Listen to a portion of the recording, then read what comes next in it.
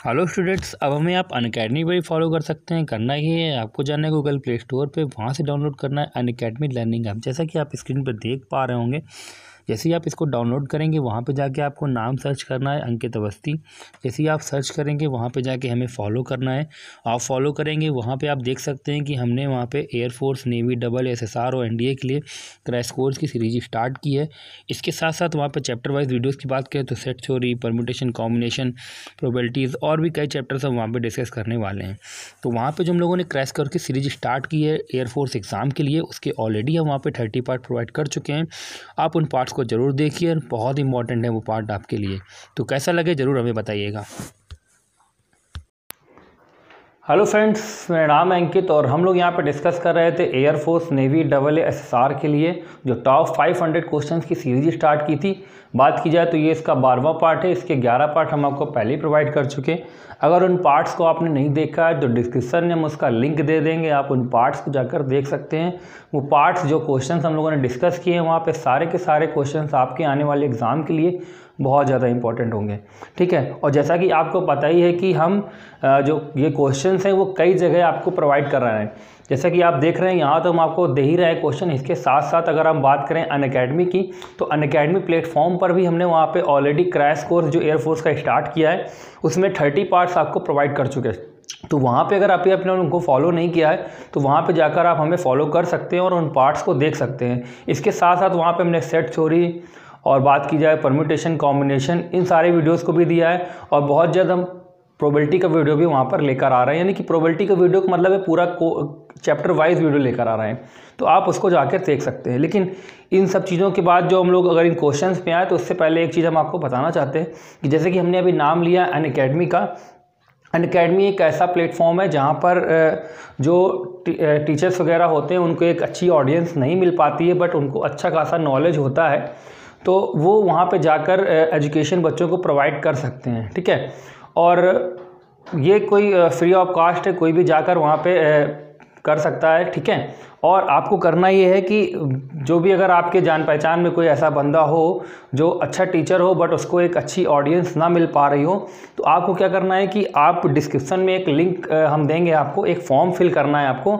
अगर आप हो ऐसे बंदे और अगर आप नहीं हैं, आपके जान पहचान में कोई है, तो उसका आप रेफरेंस हमें दे सकते हैं, ठीक है। आपको जाके उस फॉर्म को फिल करना है केवल, ठीक है। जैसे ही आप उस फॉर्म को जाकर फिल करेंगे तो फॉर्म में भरना क्या है, उसका नाम, आपका नाम डालना है, आपकी ईमेल आईडी डालनी है और वो जो टीचर है उसका आपको नंबर वगैरह देना है हमें, ठीक है। फॉर्म में सारी डिटेल्स लिखी हुई हैं, आप वहाँ पे जाके चेक कर सकते हैं, ठीक है। तो अनअकैडमी एक ऐसे ही प्लेटफॉर्म है जहाँ पर फ्री ऑफ कॉस्ट कोई भी जाके एजुकेशन को प्रोवाइड कर सकता है स्टूडेंट्स को, ठीक है ना। तो एक अच्छा प्लेटफॉर्म है और आपने ज़रूर हमको वहाँ पे फॉलो किया होगा, और आपने अगर फॉलो नहीं किया तो ज़रूर उसको फॉलो करें। और मैं ऑलरेडी अनअकैडमी से जुड़ा हुआ हूँ, तो इसलिए मैं आपसे कह रहा हूँ कि अगर आपके कोई पहचान में हो तो ज़रूर इस फॉर्म को फिल करें और हमें बताएं, ठीक है। तो अब चलते हैं इन क्वेश्चंस को देखते हैं जो कि हम इस पार्ट में लेकर आए हैं। तो अगर हम बात करें इस पार्ट में जो क्वेश्चंस हम लेकर आए हैं, तो जैसे कि आपको पता ही है कि हम लोग 10 क्वेश्चन डिस्कस करते हैं, जिसमें पहले 5 क्वेश्चन, फिर नेक्स्ट 5 क्वेश्चन। तो देखते हैं इन 5 क्वेश्चंस को जो इस पार्ट में लेकर आए हैं उनको किस तरीके से करना है। तो अगर आप देखें तो सबसे पहला क्वेश्चन लिखा हुआ है कि which of the following is correct, यानी कि इसमें से एक स्टेटमेंट ऐसा है जो करेक्ट है और बाकी सारे स्टेटमेंट जो लिखे हुए हैं वो सारे फॉल्स हैं। तो आपको वो करेक्ट स्टेटमेंट ढूंढना है कि कौन सा करेक्ट स्टेटमेंट है। तो देखिए, हमने आपको अक्सर बताया है कि कभी भी आप अगर साइन की बात करें तो साइन में जैसे जैसे आप वैल्यूज़ को इंक्रीज़ करते हैं 90 तक, बात कर रहे हैं केवल 90 तक, 0 से लेकर अगर 90 तक वैल्यूज़ आप लेकर जा रहे हैं, तो जैसे जैसे आप वैल्यूज़ बढ़ाते हैं वैसे वैसे उसकी वैल्यूज़ भी बढ़ती जाती है। मतलब 0 पे उसकी वैल्यू 0 होती है, 30 पे जाके 1/2 होती है, 45 पे 1/√2 होती है, फिर √3/2 होती है और फिर जाके 90 पे 1 हो जाती है। मतलब 0 से हम लोग 1 तक पहुँच गए, तो कहीं ना कहीं वैल्यू को क्या किया हम लोगों ने, इंक्रीज़ किया, ठीक है। जबकि 90 से 180 के केस में वैल्यू डिक्रीज़ होने लगती है, 180 पर जाके 0 हो जाती है। तो हम 0 से 90 तक की बात करें तो वैल्यूज़ क्या होती है, इंक्रीज़ होती है साइन की, ठीक है, यानी कि फर्स्ट क्वाड्रेंट में। अब समझिएगा, ये जो 1 लिखा है ये 1 रेडियन में लिखा है और जबकि इसके ऊपर डिग्री लिखा है तो ये डिग्री लिखा है। आपको याद होगा कुछ दिन पहले हमने एक वीडियो अपलोड किया था, वहाँ पे आपको बताया था कि 1 रेडियन जिसके ऊपर C लिखा होता है, यहाँ पे C लिखा हो या ना लिखा हो आप उसको रेडियन में ही मानेंगे, ठीक है। C लिख भी सकते हैं और नहीं भी लिख सकते हैं। तो इसकी वैल्यू हमने आपको बताई थी 57 डिग्री 16 मिनट और करीब करीब 21 सेकेंड, ठीक है, 21 सेकेंड, ठीक है, ये इसकी एक्चुअल वैल्यू थी, 57 डिग्री 16 मिनट और 21 सेकेंड। तो आप देख सकते हैं कि एक रेडियन का मतलब है कितना, 57 डिग्री समथिंग, ठीक है। तो हमें पता है कि वैल्यू जैसे जैसे हम साइन में जाएंगे वैल्यू इंक्रीज होती जाएगी। तो देखिए ये 1 डिग्री और यहाँ पर जैसे ही 1 का मतलब आपको 57 डिग्री पता है, तो आप बताइए जब यहाँ पे आप 57 लिख देंगे इस जगह पे 1 की जगह पे, तो आप ये बताइए कौन ग्रेटर होगा, ये ग्रेटर होगा कि ये ग्रेटर होगा। जाहिर सी बात है इसको ग्रेटर होना चाहिए 57 डिग्री वाले को, जबकि यहाँ पे किसको ग्रेटर किया, इसको, तो जाहिर सी बात है ये आंसर हमारा रॉन्ग होगा। जबकि आप स्टेटमेंट अगर सेकंड देखें तो यहाँ पे जब 57 लिखेंगे तो ये जाहिर सी बात है बड़ा होगा, 57 के समथिंग और भी कुछ लिखा जाएगा, लेकिन एक्चुअल में हम 57 होल ले रहे हैं, लेकिन तो कहीं ना कहीं इसकी वैल्यू क्या होगी, आपकी बड़ी होगी, जबकि ये आपका क्या होगा, छोटा होगा। तो ये स्टेटमेंट आपका बिल्कुल ट्रू है, जबकि ये इक्वल नहीं होगा, ये आप भी जानते हैं, क्योंकि ये दोनों सेम कंडीशंस नहीं है, क्योंकि 1 डिग्री 1 के इक्वल नहीं होता। अगर 1 डिग्री 1 रेडियन के इक्वल होता तो ये स्टेटमेंट सही होता, ठीक है। तो स्टेटमेंट आपका कौन सा सही होगा, बी ऑप्शन, और डी तो आपका गलत ही लिखा हुआ है, ठीक है, ये तो स्टेटमेंट सरासर रॉन्ग है, ठीक है। तो आंसर आपका कौन सा सही हो जाएगा, बी आंसर। चलते हैं नेक्स्ट क्वेश्चन की तरफ और उसको देखते हैं किस तरीके से करना है।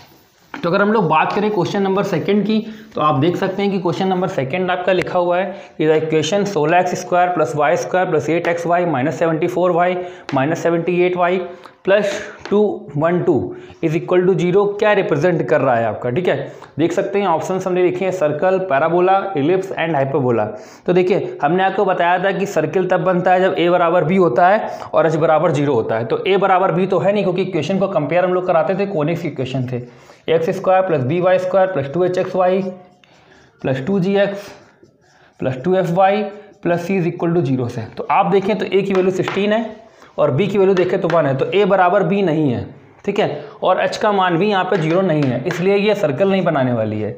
इसके बाद पैराबोला ले ले या एलिप्स ले ले या हाइपरबोला ले ले, इन सभी के लिए हमें एक वैल्यू निकालनी होती थी जिसको हम लोग कहते थे h² - ab, ठीक है। हम लोग h² - ab फाइंड आउट करते थे, और अगर h² - जो ab है इसकी वैल्यू आपकी क्या होती थी, ग्रेटर देन 0, तो इलिप्स बनता था। h² - ab अगर इक्वल टू 0 है तो आपका पैराबोला बनेगा, और हाइपरबोला तब बनेगा जब h² - ab आपका क्या है, लेस देन 0, ठीक है। तो h² - ab हमें निकालना ही पड़ेगा, कोई चांस नहीं है। तो h कितना है, मैं देखिए यहाँ से कंपेयर कराएंगे तो h आपको 4 मिलेगा, तो 4 का स्क्वायर 16, a कितना है 16 और b कितना है 1, मल्टीप्लिकेशन किया तो 16 - 16 आपका 0 मिल जाएगा। तो आप देख सकते हैं कि h² - ab आपको 0 मिला है। तो जब h² - ab आपको 0 मिला है तो आपका आंसर क्या बन जाएगा यहाँ पे, पैराबोला, यानी कि बी आंसर इस क्वेश्चन का राइट आंसर बनेगा, ठीक है। चलते हैं नेक्स्ट क्वेश्चन की तरफ, क्वेश्चन नंबर जो कि हमारा 3rd है इस वीडियो का। तो क्वेश्चन नंबर 3rd आप देख सकते हैं, लिखा हुआ मिल रहा होगा आपको सामने, देख सकते हैं 3rd नंबर क्वेश्चन लिखा हुआ है कि cos θ = 1/2 ब्रैकेट में a + 1/a। तो आपको बताना है 2 cos² θ - 1 का मान क्या होगा, ठीक है। देख सकते हैं ऑप्शंस आपको यहाँ पे गिवन है। अब देखिए इस क्वेश्चन को कैसे कर सकते हैं आप, बहुत ईजी है। देखिए अगर आप जनरली सॉल्व करने की बात करें तो ये cos θ आप उठाएंगे और यहाँ रख देंगे, बट यही आपको नहीं करना है, क्योंकि यहाँ पे आप यहाँ रखेंगे फिर इसका होल स्क्वायर ओपन करेंगे, वहाँ पे टाइम लग जाएगा। तो हम लोग क्या करेंगे, इस क्वेश्चन को सॉल्व करने के लिए यहाँ पे एक की कोई ऐसी वैल्यू रख लेते हैं जो काफ़ी छोटी हो, और देखो 0 तो रख नहीं सकते क्योंकि अनडिफाइन हो जाएगा। तो 0 के बाद हम लोग को केवल वैल्यू मिल गई 1 हमने रख लिया, ठीक है। 0 और 1 ये -1 ये 2 बहुत अच्छी वैल्यूज़ होती हैं, इनका ही अक्सर यूज किया जाता है। बस ये यूज करना आप सीख गए तो समझ लीजिए आपको मैथ्स आ जाएगी बहुत अच्छी तरीके से, ठीक है। तो a = 1 रख दिया तो ये 1 + 1 आपका 2 हो गया, 2 इससे कैंसिल हो गया, तो आपको मिल गया cos θ = 1, और थीटा बराबर आपको कितना मिल गया 0 डिग्री। या cos θ = 1 उठा के यहाँ रख दीजिए, जैसे ही आप रखेंगे तो आपको यहाँ से ओवरऑल कितना मिला 1, कितना मिल रहा है 1। तो आपको देखना क्या है कि a+ यानी कि जो a की वैल्यू 1 है वो हमें ऑप्शंस पे रख देनी है, और जहाँ पे आपको 1 मिल जाएगा वही आंसर हो जाएगा, क्योंकि इसकी वैल्यू तुमने 1 निकाली है और इसी का मान निकालना, तो इसकी वैल्यू 1 है तो a = 1 रखने पर ऑप्शन में भी मिलना चाहिए। तो पहला ऑप्शन अगर आप देखें तो आपको 2 मिलेगा, तो ये रॉन्ग है। सेकेंड तो सरासर 2 दिया है, ये भी रॉन्ग है, और यहाँ पर जैसे रखेंगे तो ये 0 हो जाएगा, तो ये भी रॉन्ग है। तो ऑप्शन नंबर हमारा सी सही होगा, बाकी आप चेक कर सकते हैं। 1 1 रखेंगे तो ये 2 हो जाएगा और 2 इससे कैंसिल हो जाएगा, तो ये आंसर आपका राइट आंसर होगा। देख सकते हैं कि इस तरीके से चुटकियों में हम लोगों ने इस क्वेश्चन को सॉल्व कर लिया। बस थोड़ा सा दिमाग लगाना है, क्वेश्चन को सोचना है किस तरीके से आप कर सकते हैं, ठीक है। चलते हैं नेक्स्ट क्वेश्चन की तरफ। क्वेश्चन नंबर 3 की तरफ। तो क्वेश्चन नंबर 3 अगर आप देखें तो लिखा है limit x tends to infinite, लिखा हुआ है limit x tends to infinite, ठीक है। और लिखा है 1/1 minus n square, 2/1 minus square plus dot dot dot n upon 1 minus n square. इसकी वैल्यू में फाइंड आउट करनी। देखिए कैसे कर सकते हैं इसको हम। देखिए बेस में नीचे जो वैल्यूज लिखी हैं वो सेम है, तो इसलिए हम लोग इसको लिख सकते हैं लिमिट, यहाँ पे n लिखा हुआ है, ठीक है, ये n है, x नहीं है, n है, ठीक है, n टेंड्स टू इन्फिनिटी। और ये जो लिखा हुआ है इसमें देखिए लिख सकते हैं 1 + 2 + 3 डॉट डॉट डॉट n, और अपॉन में लिख सकते हैं 1 माइनस एन स्क्वायर। ये होता है आपका सिग्मा n, और सिग्मा n की वैल्यू होती है n+1 डिवाइड बाई 2। इसको हम लोग लिख सकते हैं कितना, 1 माइनस एन और ब्रैकेट में 1 + n, ये आपका कैंसिल हो जाएगा, ठीक है। तो आपको कितना मिला, limit n tends to infinity n upon 1 minus n, और ये बाई 2 जो लिखा हुआ है इसको तो हम बाहर ही ऐसे लिख लेते हैं। अब देखिए हमें पता है कि जब भी n tends to infinity limit दी होती है तो जहाँ पे n लिखा हुआ हमें 1/n बनाना है, x के केस में उसको 1/x बनाया जाता है, तो n के केस में 1/n बना लेते हैं। तो इस n को अगर हम नीचे ले आएँ तो देखिए कुछ ऐसा बनने वाला है आपका, limit n tends to infinite 1/2 आपका बाहर, और ये जब n यहाँ लाएंगे तो ये 1/n - 1 हो जाएगा, ठीक है। और जैसे ही n टेंड्स टू इनफाइनाइट रखेंगे ये 0 हो जाएगा, और -1 × 2 होगा, तो आपको मिल जाएगा -1/2। यही इस क्वेश्चन का राइट आंसर आपका बन जाएगा, ठीक है। तो क्वेश्चन नंबर जो हमारा यहाँ पे 4 था, आपने देखा कि उसका आंसर कितना हो गया, -1/2। चलते हैं इसके लास्ट क्वेश्चन की तरफ, फिर नेक्स्ट 5 क्वेश्चन हम लोग डिस्कस करेंगे। तो जो क्वेश्चन नंबर आपको देख सकते हैं, क्वेश्चन नंबर 5 लिखा है कि लिमिट का नहीं है, लिमिट तो हम लोग देख चुके हैं। a बराबर ब्रैकेट में लिखा है, इस तरीके से लिखा हुआ है वो क्वेश्चन। a बराबर आपको लिखा मिल रहा है 1, उसके अंदर एक छोटा सा सेट और बना हुआ है, और ये लिखा है 2,3। आपसे कहा गया इसके कुल उप समुच्चय क्या होंगे। उप समुच्चय जो नहीं समझ पा रहे हैं, इसका मतलब है बेटा सबसेट, नंबर ऑफ सबसेट। आपसे पूछे गए नंबर ऑफ सबसेट, इस क्वेश्चन में नंबर ऑफ सबसेट्स आपसे पूछे गए, ठीक है। तो नंबर ऑफ सबसेट देखिए कितने लिखे हैं यहाँ पे।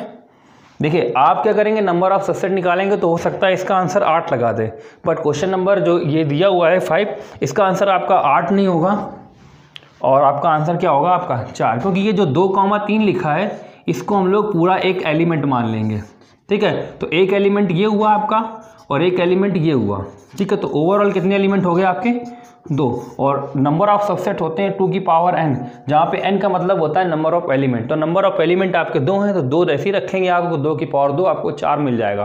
तो 4 इस क्वेश्चन का आंसर होगा, ना कि 8, ठीक है। क्वेश्चन अच्छा था, याद रखना, छोटा सा है बट दिमाग लगाना है, ठीक है। तो आंसर बी आपका राइट हो जाएगा, ठीक है। चलते हैं नेक्स्ट 5 क्वेश्चन देखते हैं, उनको देखते हैं नेक्स्ट 5 क्वेश्चंस जो इस पार्ट में लेकर आए उनको किस तरीके से करना है। तो सबसे पहला क्वेश्चन अगर आप देखिए, क्वेश्चन नंबर जो 6 लिखा है, लिखा हुआ है इंटीग्रेशन dx अपॉन 1 मतलब dx अपॉन 1 + e की पावर x, ठीक है। ऑप्शन देख सकते हैं, लिखे हैं ln 1 + e की power x + c ln e की पावर x + 1, ठीक है, x e की पावर x, ठीक है। यहाँ पे e की पावर -x, e की पावर यानी कि ln 1 + e की पावर x + c, ठीक है। और यहाँ पे ये दिखा हुआ है आपका ln e की पावर x -1 + c, फिर लिखा हुआ है x माइनस ln 1 + e की पावर x + c, और d लिखा हुआ है नन ऑफ दिस, ठीक है। इसमें से कौन सा आंसर सही है इसका ये बताना है। तो देखिए इस क्वेश्चन को किस तरीके से हम लोग सॉल्व कर सकते हैं। देखिए हम लोग क्या करते हैं, यहाँ पे देखिए इसको हम ऐसे भी तो लिख सकते हैं 1/dx, ठीक है। हम लोग क्या करें, यहाँ पे e की पावर x ऐड कर ले और e की पावर x सब्ट्रैक्ट कर ले, तो ये आपका बन जाएगा 1 - e की पावर x अपॉन 1 + e की पावर x, इस तरीके से, ठीक है। तो इस 1 का आपको कितना हो जाएगा x इंटीग्रेशन, ठीक है।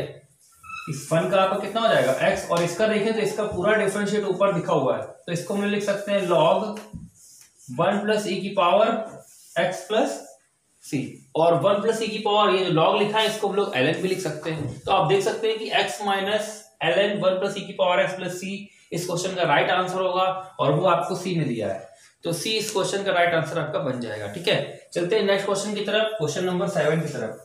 तो क्वेश्चन नंबर अगर आप 7 देखें तो लिखा हुआ है कि 21, 18, 15, 12 डॉट डॉट डॉट एपी में है, यानी कि एक अरिथमेटिक प्रोग्रेशन सीरीज चल रही है, समांतर श्रेणी चल रही है। तो कह रहा है तो इनके कितने पदों का योग 0 होगा, ठीक है। तो हम ये मान सकते हैं कि इनके n पदों का योग जो होगा वो 0 होगा। ठीक है, तो n पदों का योगफल आपको पता होना चाहिए। n पदों का योगफल आपका होता है n/2 ब्रैकेट में 2a plus n-1 into D. ठीक है, योगफल आपको 0 दिया है, इधर डिवाइड हो जाएगा, ये भी 0 हो जाएगा। तो आपको केवल सॉल्व करना है 2a n-1 इंटू डी बराबर 0 को, जिसमें a आपका पहला पद है। तो पहला पद आपको 21 दिया है, तो 21 यहाँ रखेंगे तो ये 42 हो जाएगा। और n की वैल्यू आपको पता नहीं है तो n ऐसे ही रखेंगे। और d कॉमन डिफरेंस है, और कॉमन डिफरेंस अगर दो टर्म्स का निकालेंगे तो आपको -3 मिलेगा। ठीक है, तो -3 यहाँ पे मिल जाएगा, तो -3 यहाँ पे पुट कर देंगे, इज इक्वल टू आपका 0 हो जाएगा। ठीक है, अब क्या करेंगे, जो ये -3 है इसको हम उस साइड ले जाएंगे तो याद जाएगा, बन जाएगा आपका 42 इज इक्वल टू 3 ब्रैकेट में n-1। इसको कैंसिल करेंगे तो ये आपका मिल जाएगा कितना, 14 3 42, तो 14 में एक जोड़ देंगे आप, तो n की वैल्यू कितनी मिल जाएगी, 15। तो 15 इस क्वेश्चन का राइट आंसर होगा, यानी कि आंसर नंबर डी इस क्वेश्चन का आपका करेक्ट आंसर बन रहा है। ठीक है, चलते हैं नेक्स्ट क्वेश्चन की तरफ, क्वेश्चन नंबर 8 की तरफ। ठीक है, तो क्वेश्चन नंबर 8 आप देख सकते हैं कि आपके सामने लिखा हुआ मिल रहा है। क्वेश्चन नंबर 8 लिखा है कि इंटीग्रेशन e की power x 10x minus log cos x, ठीक है, dx। ऑप्शंस देख सकते हैं, e की power x 10x plus c, e की power x log cos x plus c, e की power x log sec x plus c, और none of this. इसमें कौन सा आंसर करेक्ट है ये हमें बताना है। तो देखिए कैसे करेंगे इस क्वेश्चन को। कई बार हमने वीडियोस में आपको डिस्कस किया है कि e की पावर x लिखा हो, ब्रैकेट में लिखा हो आपको fx, प्लस आपको यहाँ पे लिख के दे दिया जाए f डैश x। ठीक है, तो ऐसे क्वेश्चंस का आंसर सदैव लिख दिया जाता है e की power x into fx plus c। ठीक है, यहाँ पे एक का डिफरेंशिएट दूसरा जरूर दिया जाएगा। जैसे कि अगर आप यहाँ पे देखें तो देखिए किसका डिफरेंशिएट यहाँ पे गिवन है। तो देखिए आपको पता होना चाहिए कि 10x के 2 डिफरेंशिएट होते हैं, 10x के 2 डिफरेंशिएट होते हैं। एक आपका होता है लॉग माइनस का लॉग माइनस लॉग मतलब माइनस लॉग कॉस x, और दूसरा होता है आपका लॉग सेक x। ठीक है, इनमें से कोई भी आप कह सकते हैं इसका। ठीक है, minus log cos x plus C और log sec x plus C. ठीक है, ठीक है, ये इनके इंटीग्रेट होते हैं। ठीक है, लेकिन हमें एक्चुअल में क्या चाहिए, डिफरेंशिएट। ठीक है, तो डिफरेंशिएट किसका यहाँ पे दिया गया ये देखना पड़ेगा। 10x का डिफरेंशिएट कितना होता है, सेक स्क्वायर x। ठीक है, हम लोग इंटीग्रेशन की बात नहीं कर रहे हैं, डिफरेंशिएशन की बात कर रहे हैं, तो हमने इंटीग्रेट लिख दिया। ठीक है, इसका डिफरेंशिएट देखिए लॉग से कॉस x का कितना होगा। तो लॉग कॉस x का अगर डिफरेंशिएट करें हम लोग तो लॉग कॉस x का होगा 1/cos x। ठीक है, और कॉस x का करेंगे तो माइनस साइन x, इसका करेंगे तो माइनस का साइन x, और ये माइनस के कारण ये प्लस हो जाएगा। यानी कि ये पूरा जितना ये लिखा हुआ है यहाँ पे हम प्लस लगा सकते हैं इसके बाद। तो इस पूरे का डिफरेंशिएट जो है वो ये लिखा हुआ है। ठीक है, इस पूरे का डिफरेंशिएट आपका ये लिखा हुआ है। तो इसका आंसर आपका बनेगा e की पावर x, ठीक है, minus log cos x plus c। ठीक है, लेकिन जो ये लॉग कॉस x है ये तो दिया हुआ है, इसके साथ माइनस नहीं है, तो फिर इसको क्या लिखेंगे, लॉग सेक x, क्योंकि ये माइनस जब इस पे लाएगा तो ये सेक x बन जाएगा। तो आंसर इसका सी सही होगा। ठीक है, तो ये क्वेश्चन थोड़ा सा डिफरेंट था, आपको याद रखना है, आंसर इसका सी करेक्ट है। ठीक है, कोई भी अगर डाउट है इस क्वेश्चन में तो वीडियो को रिवाइंड करके फिर से आप देख सकते हैं, या और इसके अलावा भी कोई अगर डाउट हो तो आप हमें डिस्क्रिप्शन में या फिर आप कमेंट्स कर सकते हैं, जरूर हम उसका रिप्लाई जरूर आपको देंगे। ठीक है, चलते हैं नेक्स्ट क्वेश्चन की तरफ, क्वेश्चन नंबर 9। और 9 नंबर देखिए क्वेश्चन क्या दिया हुआ है कि पूछा गया है कि 1 2 4 8 16 डॉट डॉट 2 की पावर n का समांतर माध्य क्या होगा, अर्थमेटिक मीन पूछा गया है। तो देखिए अर्थमेटिक मीन हमने आपको कई बार बताया कि स्टैटिक्स के सारे पोर्शंस हम लोग यहाँ पर डिस्कस कर रहे हैं। हमने आपके सामने मीन डेविएशन डिस्कस किया, वेरिएंस डिस्कस किया, यानी कि प्रसरण डिस्कस किया, मानक विचलन भी बता दिया आपको, बहुलक भी शायद बताया है हमने, माध्यिका भी आपको बता दी है, और ये आज नया आया है समांतर माध्य। ठीक है, ऐसे हम गुणोत्तर माध्य भी देखेंगे और आत्मक माध्य भी देखेंगे। तो समांतर माध्य का मतलब होता था कुल पदों का योग बटे पदों की संख्या। तो देखिए कुल पदों का योग यानी कि इन सभी पदों का आपको योगफल निकालना पड़ेगा। तो ये पद अगर आप देखें तो ये जीपी में दिए गए हैं, ये पद आपके जीपी में दिए गए क्योंकि कॉमन रेशियो यहाँ पे सेम है। तो जीपी के n पदों का योगफल निकालना पड़ेगा आपको। तो जीपी के n पदों का योगफल पता होना चाहिए आपका, होता है a ब्रैकेट में आर की power n minus one upon r minus one. अब ये तब फॉर्मूला लगता है जब r हमारा ग्रेटर देन 1 होता है। तो आप देख सकते हैं यहाँ पे r आपको जो डिवाइड करने पर आ रहा है वो 2 आ रहा है और 2 ग्रेटर देन 1 है, इसलिए ये फॉर्मूला लगाया गया। वरना हम फॉर्मूला लगाते हैं a ब्रैकेट में 1 माइनस आर की power n upon 1 minus r. ठीक है, अब r की जगह आप देखिए कितना है 2, तो 2 रख देंगे यहाँ पे। योगफल हम निकाल रहे हैं, पदों की संख्या देखें तो देखिए यहाँ से स्टार्ट होंगे पद, तो आप इस यहाँ से स्टार्ट होते तो n लिखते हैं, लेकिन ये पद एक्स्ट्रा है तो यहाँ पे पदों की संख्या जो है वो n ना होके n+1 होगी।